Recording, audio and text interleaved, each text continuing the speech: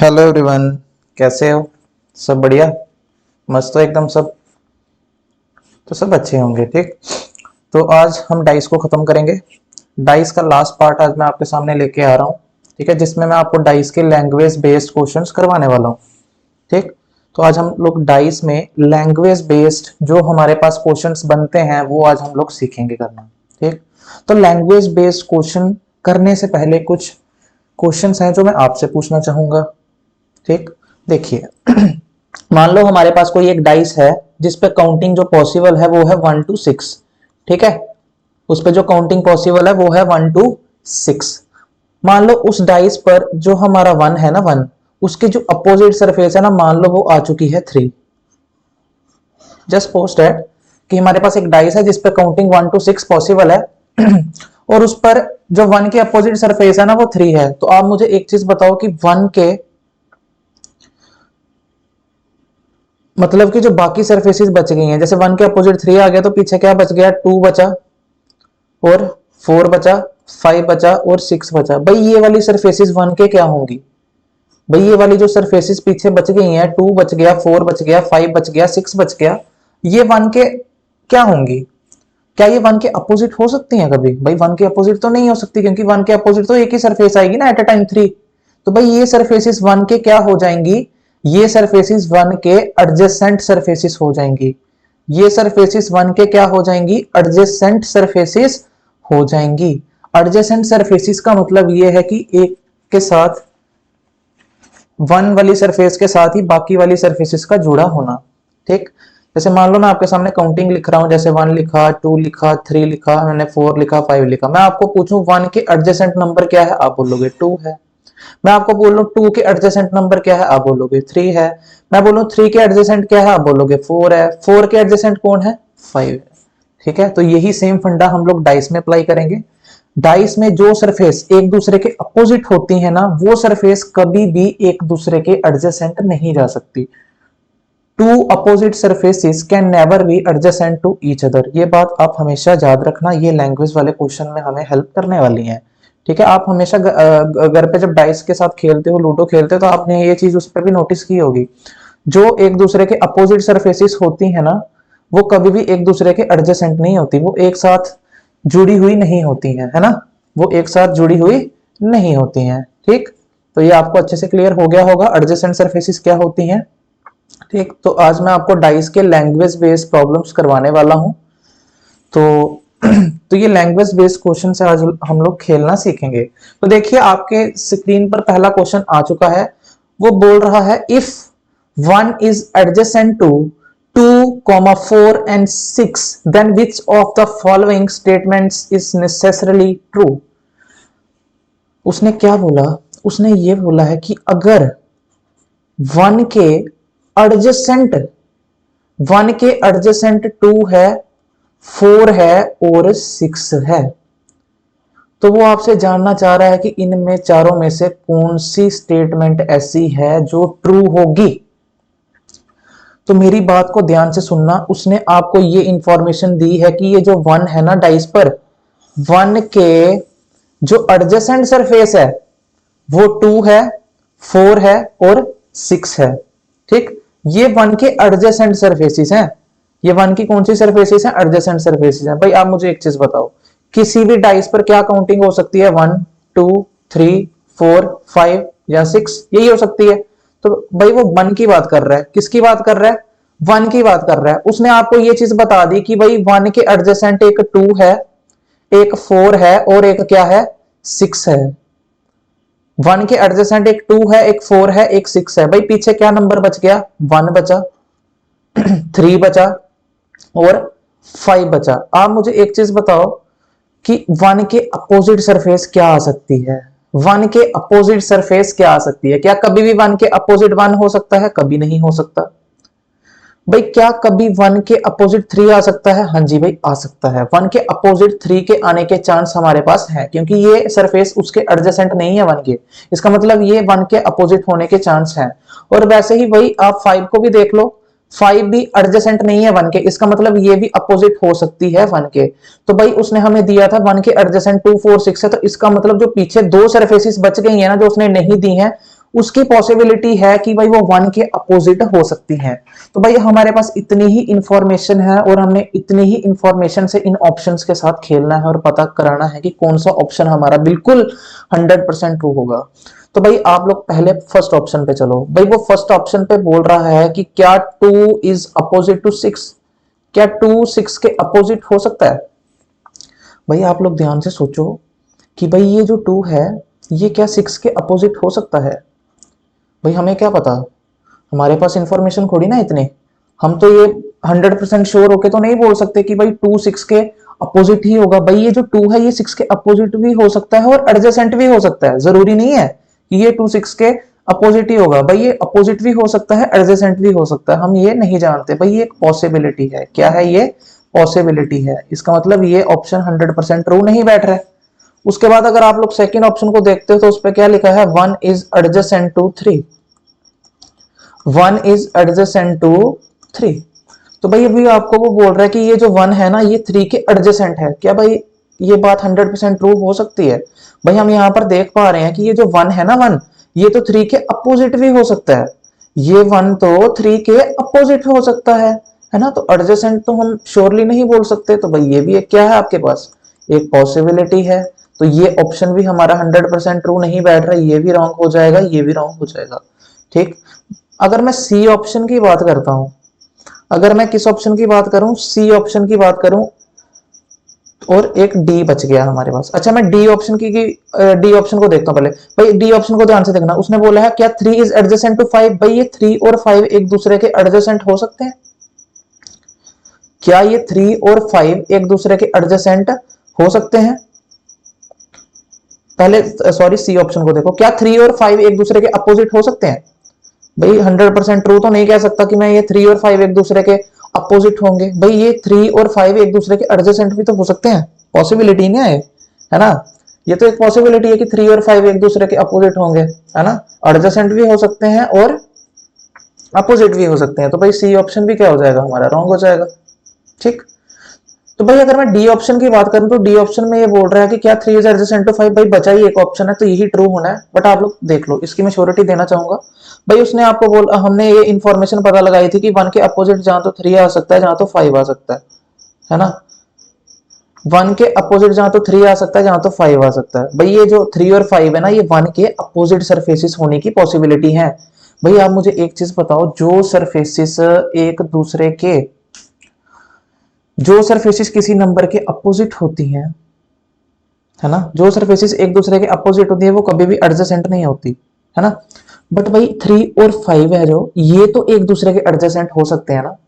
इसका मतलब 100% ये चीज मैं श्योरली होके बोल सकता हूं कि भाई ये जो 3 है ना, ये 100% एडजेसेंट होगा किसके, 5 के। 3 is adjacent to 5, 3 is adjacent to 5। ठीक।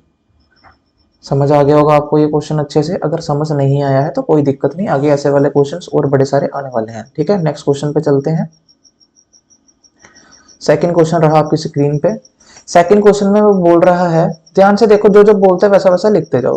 वो बोल रहा है इफ 1 इज अपोजिट टू, वो आपको बोल रहा है, कलर चेंज करते हैं, हाँ जी देखिए, वो आपको बोल रहा है इफ 1 इज अपोजिट टू 5। ये इंफॉर्मेशन उसने आपको दी है। 1 क्या है, 5 के अपोजिट है। आगे बोल रहा है 2 इज अपोजिट टू 3। 2 किसके अपोजिट है, 3 के। तो भैया आप मुझे एक चीज बताओ, अगर 1 5 के अपोजिट हो गया, 2 3 के अपोजिट हो गया, तो पीछे क्या बचा, 4 बच गया। और इसका मतलब 4 किसके अपोजिट होगा, 6 के। ऑब्वियसली सी बात है ना। ये हम इतना सा अपने दिमाग से भी सोच सकते हैं। ठीक है भाई, समझ रहे हो ना इतनी सी बात को तुम लोग। भाई अगर उसने आपको दिया कि 1 5 के अपोजिट है, 2 3 के अपोजिट है, तो इसका मतलब जो पीछे दो हमारे पास पेयर बच गए वो भी एक दूसरे के अपोजिट होंगे। क्लियर। तो वो फिर से ये क्वेश्चन बोल रहा है then which of the following statement is necessarily true. इन नीचे जो आपको दी स्टेटमेंट्स हैं इनमें से कौन सी 100% ट्रू होने वाली है। तो देखिए क्या फर्स्ट ऑप्शन सही बैठ सकता है। फर्स्ट ऑप्शन में उसने हमें लिख के दिया है 4 इज एडजेसेंट टू 3 एंड 6। क्या लिख रहा है वो, 4 इज एडजेसेंट टू 3 एंड 6। क्या ये 4 है डाइस पर, क्या जो डाइस पर 4 है वो क्या 3 और 6 के एडजेसेंट हो सकता है? क्या जो 4 है डाइस पर वो 3 और 6 के एडजेसेंट सरफेस हो सकती है? सोचने वाली बात है, तो जरा सोचिए। देखिए भाई, ध्यान से सुनना मेरी बात को। सॉरी। हाँ जी भाई, 4 जो है ना, ये 4 भाई ये 6 के तो अपोजिट है। इसका मतलब ये 4 और 6 कभी भी एक दूसरे के एडजेसेंट नहीं हो सकते हैं, है ना।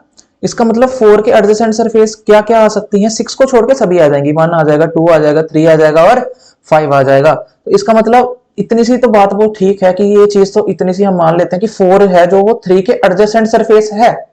ठीक है, ये वाला तो यहां तक ट्रू है। क्या आगे सही है? क्या 4 इज एडजेसेंट टू 3 एंड 6? क्या 6 के भी एडजेसेंट है 4? ना भाई ना, 4 तो 6 के अपोजिट है, एडजेसेंट तो नहीं है। इसका मतलब फर्स्ट ऑप्शन क्या हो जाएगा? रॉन्ग हो जाएगा। फर्स्ट ऑप्शन में 3 तक बात तो ठीक थी, बट इसके आगे वाली बात हमारी 100% गलत थी। तो इसलिए हमने इस ऑप्शन को क्या करा? एलिमिनेट करा और बाहर निकाल दिया। क्लियर हो गया आपको? ये अच्छे से क्लियर हो गया होगा। ठीक है बेटा। अच्छा, अगर मैं बी ऑप्शन को ध्यान से देखता हूं, तो बी ऑप्शन में वो आपको बोल रहा है 2 is adjacent to 4। 2 is adjacent to 4। तो भाई आप लोग देखो भाई, ये जो 2 है ना, 2 ये तो 3 के अपोजिट है। तो भाई अगर 2 3 के अपोजिट है तो इसका मतलब 2 अपोजिट सरफेसेस कभी भी एक दूसरे के एडजेसेंट नहीं होती हैं। ये मैं आपको स्टार्टिंग से बताता हुआ आ रहा हूं। तो मतलब कि 3 को छोड़ के बाकी जितनी भी सरफेसेस बच रही हैं वो 2 के एडजेसेंट होंगी, है ना भाई। तो इसका मतलब 2 इज एडजेसेंट टू 4। इतनी सी बात तो हमारी यहां तक भी ठीक हो गई। 2 इज एडजेसेंट टू 4, इतनी सी बात भी ठीक हो गई। बट उसने आगे बी ऑप्शन में एंड 6 भी लिखा है, और उसने बी ऑप्शन में साथ में क्या लिखा है? एंड 6 भी लिखा है। तो भाई ये इंफॉर्मेशन भी तो ठीक है।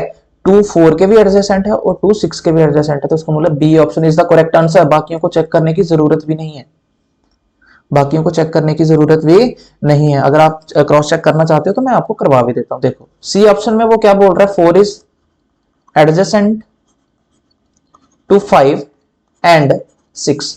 तो भाई ध्यान से देखना, 4 इज एडजेसेंट टू 5 एंड 6। आप लोग देखो 4 6 के अपोजिट है।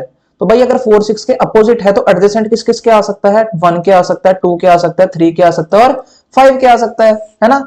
जो अपोजिट सरफेस है सिर्फ वही एडजेसेंट नहीं होती, बाकी उस नंबर के एडजेसेंट बाकी सारी सरफेसेस होती हैं। ठीक है, तो 4 इज एडजेसेंट टू 5। भाई इतनी सी बात तो मैं मान लेता हूं कि 4 है ना, जो 4 वो 5 के एडजेसेंट तो है। क्या 6 के एडजेसेंट है? नहीं भाई, 6 के तो अपोजिट है। इसका मतलब सी ऑप्शन भी एलिमिनेट है, और वैसे ही डी ऑप्शन भी आप लोग एलिमिनेट कर सकते हो। क्लियर? तो ये क्वेश्चन भी आपको अच्छे से क्लियर हो चुका होगा। ठीक, तो अभी आप लोग देखें क्वेश्चन नंबर किसको देखो? अभी आप लोग थर्ड को देखो। हाँ जी, तो देखिए क्वेश्चन नंबर 3 आपकी स्क्रीन पर रहा, ये रहा। देखिए इसमें क्या बोल रहा है अभी वो बोल रहा है इफ 2 इज अपोजिट टू 3। आपको यहां पर इंफॉर्मेशन देके चल रहा है जो 2 है ना वो किसके अपोजिट है? 3 के अपोजिट है। तो भैया आप मुझे एक चीज बताओ, ये चीज आगे लिखने की जरूरत थी? उसको ऐसे पागल बना रहा है हमें। एंड एडजेसेंट टू 4 एंड 6 से तो हमने आपको पहले का ही बताया है भाई, जो दो अपोजिट सर्फेसेस होती है सिर्फ वही एडजेसेंट नहीं होती, है ना, बाकी सारी एडजेसेंट होंगी। इसका मतलब 2 के पीछे बाकी क्या बचा? 1 बचा, 4 बच गया, 5 बच गया, 6 बच गया। इसका मतलब ये 2 है ना, ये बाकी सारी सरफेसेस की क्या होने वाला है? क्या होने वाला है? एडजेसेंट होने वाला है। और वैसे आप लोग मेरे को 3 का भी बता दो भाई, 3 किस किस के एडजेसेंट आ सकता है? आप बोलोगे 1 के आएगा, 4 के आएगा और 5 के आएगा और 6 के आएगा, क्योंकि 3 अगर 2 3 के अपोजिट है तो भाई 3 भी तो 2 के अपोजिट है। इसका मतलब जो पीछे सरफेसेस दोनों के लिए बच रही है वो दोनों भी एक दूसरे के एडजेसेंट हो जाएंगी। क्लियर? अभी हम लोग ऑप्शन से इसको करते हैं, कौन सा ऑप्शन हमारा 100% ट्रू है। तो देखिए क्या इफ फर्स्ट ऑप्शन में बोल रहा है 1 इज अपोजिट टू 5। क्या जो 1 है वो 5 के अपोजिट है? तो भाई जरा ध्यान से देखो भाई, 1 रहा ये, 5 रहा ये। तो भाई जरूरी तो नहीं कह सकता मैं 1 5 के अपोजिट है, भाई एडजेसेंट भी तो हो सकता है ना। तो ये एक पॉसिबिलिटी है। ये क्या है? एक पॉसिबिलिटी है। क्या है ये? एक पॉसिबिलिटी। ठीक है, तो इसको तो हम ट्रू मानकर नहीं चल सकते।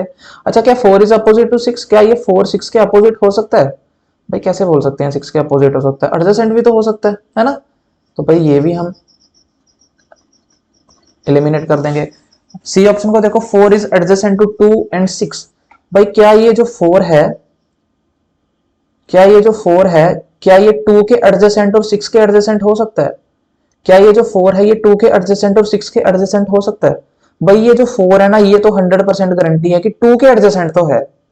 भाई ये 6 के एडजेसेंट हो ये हम गारंटी नहीं दे सकते, क्योंकि ये 6 के अपोजिट भी जा सकता है। तो ये भी तुम्हारी एक क्या हो गई? पॉसिबिलिटी हो गई। तो जो पीछे ऑप्शन बचा 100% वही ट्रू होगा। क्रॉस चेक करो।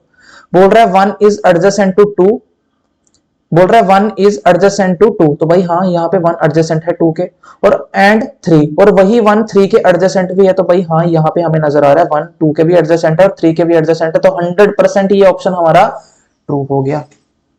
एकदम क्लियर हो गया होगा आप लोगों को। बढ़ते हैं नेक्स्ट क्वेश्चन पर। तो देखो भाई कितने इजी क्वेश्चन है ना, तो आपको इजी लग भी रहे होंगे, है ना। आपको बिल्कुल एकदम सिंपल तरीके से, इजी तरीके से मैं करवाते हुए चल रहा हूँ, ठीक। तो अगर मेरी वीडियोस आपको अच्छी लगती हैं तो प्लीज़ लाइक ज़रूर करा करो और सब्सक्राइब भी करना चैनल को, ऐसे ही अच्छी अच्छी वीडियो और देखने के लिए।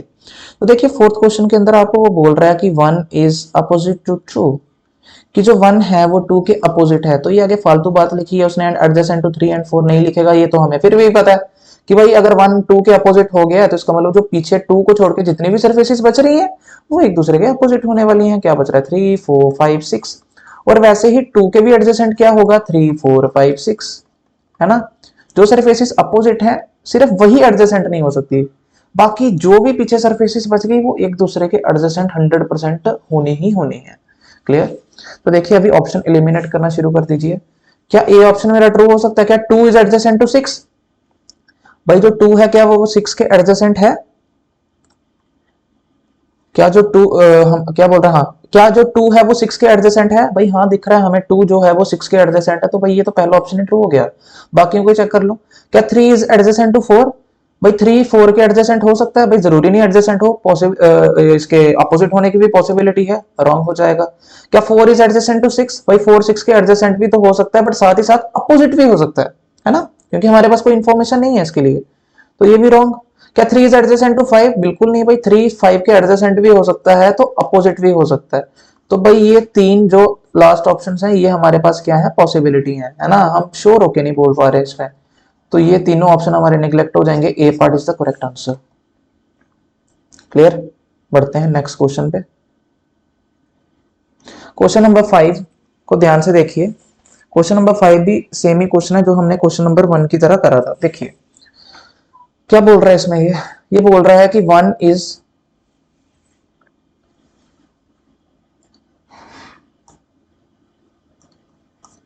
हाँ ये बोल रहा है 1 इज एडजेसेंट टू 2 3 5।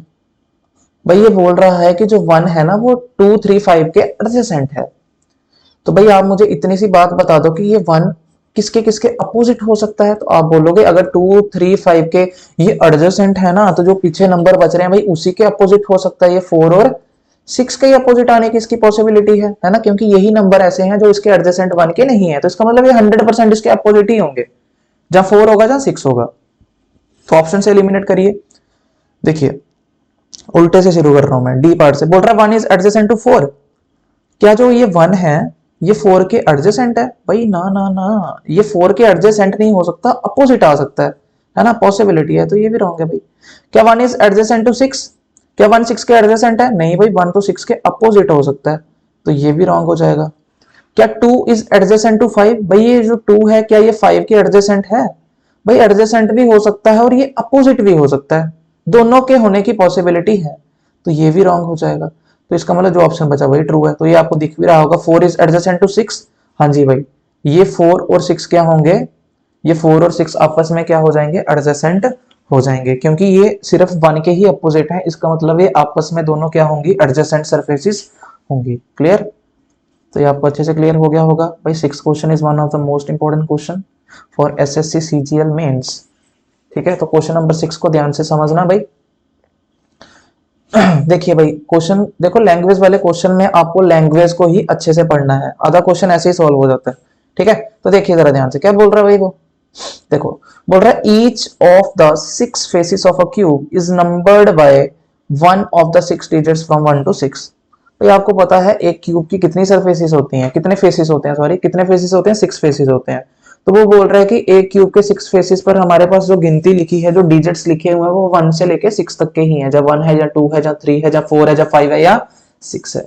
तो देखो उसने आपको क्यूब्स नीचे बना के भी दिए हैं। बोल रहा है this cube is shown in its different positions in the figure A B C and D. आपको नीचे A B C and D 4 positions दी गई हैं एक क्यूब की, और उसमें नंबरिंग की गई है 1 से लेके 6 तक की। ठीक है, तो वो आपको बोल रहा है क्या बोल रहा है आपको, नीचे उसने 3 स्टेटमेंटें दी हैं। कंसीडर द फॉलोइंग स्टेटमेंट्स, उसने आपको नीचे 3 स्टेटमेंट्स दी हैं और आपने बताना है इन 3 स्टेटमेंट में से कितनी स्टेटमेंट्स ऐसी हैं जो ट्रू हैं। ठीक है, तो ये आपके ऑप्शंस जो हैं वो नीचे हैं ना, ये वाले रहे आपके ऑप्शंस। तो बहुत ही अच्छा क्वेश्चन है, लैंग्वेज को ध्यान से पढ़ना। देखिए भाई, आप सबसे पहले पहली स्टेटमेंट को पढ़िए। क्या बोल रहा है, figure B and C are sufficient to determine which face is opposite to the face denoted by 6। भाई ध्यान से सुनना, इसका मीनिंग क्या हुआ। वो ये बोल रहा है कि जो फिगर बी और जो फिगर सी है, क्या ये सफिशिएंट है हमारे पास ये बताने के लिए, क्या ये वाली 2 फिगरें हमारे पास सफिशिएंट है ये चीज बताने के लिए कि 6 के अपोजिट नंबर क्या आएगा। क्या मैं बी और सी फिगर से ये बता सकता हूं कि 6 के अपोजिट सरफेस क्या है। तो भाई हम देख लेते हैं, क्या मैं सेकंड फिगर बी वाली और सी वाली से ये बता सकता हूं कि 6 के अपोजिट क्या है। तो भाई मैंने अगर ध्यान से इस बी और सी को देखा ना, तो मुझे इसमें नजर आया कि भाई दोनों में एक सरफेस कॉमन है, वो है 4। तो भाई यहां पर हम क्या लगा सकते हैं, वन कॉमन ट्रिक। तो भाई लगा दीजिए, वन कॉमन ट्रिक सभी को मैंने सिखाई है। 4 के आगे क्लॉकवाइज घूम जाइए, 4 के आगे है 1, 1 के आगे है 2। और सेकंड वाली डाइस में भी 4 के आगे क्लॉकवाइज घूम रहा हूं मैं, 4 के आगे 6, 6 के आगे 5। आप एंटी क्लॉकवाइज भी घूम सकते हो दोनों में, ठीक है। तो भाई जो मेरे को सरफेस नजर नहीं आ रही है वो क्या है, हमारी 3। तो भाई मैं सेकंड और थर्ड फिगर से इजीली बता सकता हूं कि 6 के अपोजिट क्या है। तो भाई 6 के अपोजिट है 1। इसका मतलब मेरी पहले वाली स्टेटमेंट 100% ट्रू है। Clear, are you getting my point, कैसे इस क्वेश्चन से हमें डील करना है। ठीक है, जो पढ़ा है उसी का यूज करना है।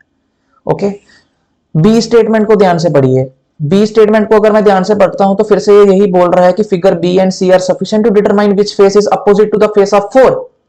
भाई वो फिर से यही बोल रहा है कि क्या बी और सी फिगर से मैं ये पता लगा सकता हूं कि 4 के अपोजिट्स वाला फेस कौन सा है। तो भाई हाँ, बी फिगर से ना, मैं बी और सी फिगर से मैं कुछ भी पता लगा सकता हूं, चाहे वो मेरे से कुछ भी पूछ ले, क्योंकि यहां पर मैंने वन कॉमन ट्रिक लगाई और मेरे पास हर एक सरफेस की अपोजिट सरफेस है। तो भाई मैं 4 के भी उसको बता सकता हूँ कि 4 के अपोजिट क्या आता है, 3 आता है। तो भाई इसका मतलब मेरी बी वाली स्टेटमेंट भी 100% क्या है, ट्रू है। ठीक है, तो 2 स्टेटमेंट तो ट्रू हो गई। थर्ड वाली को पढ़िए। बोल रहा है in order to find which face is opposite to the face of 3 figure A and D are sufficient. अभी आपको वो ये बोल रहा है कि क्या मैं पहले वाली फिगर और लास्ट वाली फिगर से ये बता सकता हूं कि 3 के अपोजिट सरफेस कौन सा है। तो भाई देख लेते हैं। भाई अगर मैंने फर्स्ट फिगर और सेकंड फिगर को ध्यान से देखा ना, तो मुझे नजर आया मैं इसमें ना 2 कॉमन ट्रिक लगा सकता हूं। इसमें भी 2 और 6 है और इसमें भी 2 और 6 है। तो 100% जो पीछे 2 सरफेसेस बच गई 3 और 4, यही एक दूसरे के क्या हो जाएंगी, अपोजिट हो जाएंगी। तो भाई मैं पहली फिगर और लास्ट फिगर से भी ये पता लगा के उसको बता सकता हूं कि 3 के अपोजिट क्या आना है। तो भाई सी वाली स्टेटमेंट भी मेरे लिए ट्रू है। इसका मतलब तीनों की तीनों स्टेटमेंट क्या हो गई, ट्रू हो गई। तो कौन सा ऑप्शन ट्रू होगा, जिसमें लिखा हुआ है A B and C only, मतलब कि तीनों के तीनों यहां पर क्या है, हमारे करेक्ट हैं। तो भाई ये हो गया क्वेश्चन नंबर 6। देखो कितने आसान क्वेश्चन है डाइस के, बस आपको इसमें लैंग्वेज को आराम से पढ़ना है और प्यार से पढ़ना है। ठीक, तो ये रहा आज हमारा डाइस का लैंग्वेज बेस्ड लास्ट क्वेश्चन। ठीक, तो देखिए क्या बोल रहा है इसमें, वो आपको नजर आ रहा होगा सभी को। देखिए बोल रहा है 4 standard dice are thrown on the ground. भाई वो बोल रहा है कि हम लोगों ने 4 स्टैंडर्ड डाइस ग्राउंड पर फेंकी है। भाई आपको मैंने स्टैंडर्ड डाइस पढ़ाई थी, आपको याद है? हाँ जी, किस किस को याद है भाई स्टैंडर्डाइज क्या होती है? फर्स्ट लेक्चर के अंदर ही हमने स्टैंडर्डाइज पढ़ी थी। स्टैंडर्डाइज एक ऐसी डाइस होती है जिसकी अपोजिट सरफेसिस का सम कितना होता है, अपोजिट फेसिस का सम कितना होता है भाई साहब, 7 होता है। जैसे फॉर एग्जांपल मैं आपको पूछूं, मान लो डाइस पे जो 1 सरफेस है, इसके अपोजिट सरफेस क्या होगी, आप बोलोगे 6 होगी, क्योंकि 1 + 6 कितना होता है, 7 होता है। 2 के अपोजिट पूछूंगा तो आप बोलोगे क्या होता है, 5 होता है। वैसे ही आप सभी के बारे में पता लगा सकते हो। स्टैंडर्डाइज मैं आपको स्टार्टिंग की फर्स्ट वीडियो के अंदर ही पढ़ाया था और इस पे मैंने आपको क्वेश्चंस भी करवाए थे और पेपर में भी इसके क्वेश्चंस आते हैं भर भर के। ठीक है, तो देखिए इस केस में वो आपको बोल रहा है कि 4 standard dice are thrown on the ground. भाई हमने ग्राउंड पर 4 स्टैंडर्डाइज फेंकी हैं। ठीक है, तो बोल रहा है the total of numbers on the top faces of these 4 dice 13। As the top faces showed as 4 3 1 and 5 respectively. तो भाई मैं आपको ये समझाता हूँ कि क्वेश्चन बोल क्या रहा है। भाई आपने क्या किया है, 4 डाइस है जो स्टैंडर्ड है वो नीचे फेंकी है। तो मैं जल्दी जल्दी ऐसे बना रहा हूँ डाइसों को, ठीक है, ऐसे टाइम लग जाता है। ठीक है, मैंने क्या किया है, 4 डाइसे हैं वो नीचे ग्राउंड पे फेंक दी। ठीक, और ये चारों की चारों डाइसे कैसी हैं, हमारी स्टैंडर्ड डाइस है। ठीक है, जिसकी अपोजिट सरफेस का सम कितना होगा भाई साहब, 7 होगा। ठीक है, तो वो बोल रहा है the total of numbers on the top faces of these 4 dice is 13। भाई वो पता क्या बोल रहा है, बोल रहा है कि जो इन स्टैंडर्ड डाइस पे, जो इन स्टैंडर्ड डाइस पर जो इसकी टॉप सरफेस है ना, जो इसकी टॉप सरफेस है ना, वो जो उस पे नंबर आएंगे, जो इस टॉप सरफेस पर नंबर आएंगे ना, जो इन टॉप सरफेस पर नंबर आएंगे ना, उनका सम जो है ना, प्लस करने पे जो आंसर आता है ना, सम करने पे वो कितना आता है, 13 आता है। आगे बोल रहा है as the top face is showed 4 3 1 and 5। भाई उसने ये भी बता दिया कि टॉप फेस पे क्या क्या नंबर है, एक पे 4 है, एक पे 3 है, एक पे 1 है और एक पे 5 है। तो आप लोग चेक आउट कर सकते हो, 4 प्लस 3 होता है 7, 7 प्लस 1 8, 8 प्लस 5 13। तो भाई उसकी ये बात बिल्कुल ट्रू है। आपसे जानना क्या चाहता है, आपसे ये जानना चाहता है कि what is the total of the faces touching the ground. भाई वो आपसे ये जानना चाहता है कि जो इस 4 के अपोजिट सरफेस है, भाई अगर कोई सरफेस टॉप पे है तो उसकी जो अपोजिट सरफेस होगी वो ग्राउंड पे ही होगी ना, है ना। तो इसका मतलब जो इसकी नीचे सरफेसेस आने वाली हैं, जो इसके ग्राउंड के नीचे आने वाली हैं, जो सरफेसेस से नीचे छिपी हुई हैं, है ना, उसका सम बताओ कितना आएगा। तो बड़ा इजी क्वेश्चन है यार, है ना। तो भाई अगर आप मुझे बताओ, अगर ये एक स्टैंडर्ड आइस है ना, इसकी टॉप सरफेस पे 4 लिखा हुआ है, तो अपोजिट सरफेस पर कितना लिखा होगा जो ग्राउंड पे होगी, ऑब्वियसली सी बात है 3 लिखा होगा, क्योंकि 4 प्लस 3 कितने होते हैं, 7 होते हैं, स्टैंडर्ड आइस है ना भाई। वैसे ही अगर मैं इसकी बात करूं तो इसकी अपोजिट सरफेस पे क्या लिखा होगा जो ग्राउंड पे टच कर रही होगी, आप बोलोगे 4 लिखा होगा। अगर मैं इसकी बात करूं, इसकी अपोजिट सरफेस पे क्या लिखा होगा, आप बोलोगे कि भाई 6 लिखा होगा, तभी सम 7 बनेगा। और इसकी अपोजिट सरफेस पर जो ग्राउंड पे टच कर रही होगी उसकी अपोजिट क्या लिखा होगा, आप बोलोगे 2 लिखा होगा। तो भाई आपसे वो यही जानना चाहता है कि ये जो ग्राउंड पे सरफेसेस जो इसके अपोजिट आ रही हैं, इसका सम कितना होगा। तो भाई इसको प्लस कर दो और उसको आंसर बता दो। 3 प्लस 4 7, 7 प्लस 6 प्लस 2 कितना हो जाएगा भाई, इज इक्वल टू 15। तो भाई कौन से ऑप्शन में 15 लिखा है, option number C is the correct answer. तो भाई ये था हमारा डाइस का कारवा। ठीक है, तो यहां पर मैंने आज आपको डाइस खत्म ही करवा दी है। ठीक है, लैंग्वेज बेस्ड क्वेश्चंस भी आज हमने करना सीख लिए हैं। ठीक है, तो ये था आज का हमारा डाइस का सफर जो आज यहाँ पर खत्म हो रहा है। ठीक है, तो अच्छे से मैंने आपको क्लियर करवा दिया है सारा कुछ। इस क्लास को एक बार फिर से रिवाइज करना जरूर, अगर समझ नहीं आएगा तो आज के वीडियो को मैं यहीं पे स्टॉप कर रहा हूँ। ठीक, ख्याल रखें सारे अपना, हैप्पी रहें। ठीक है, और ऐसे ही मेहनत करते रहें। Thank you so much.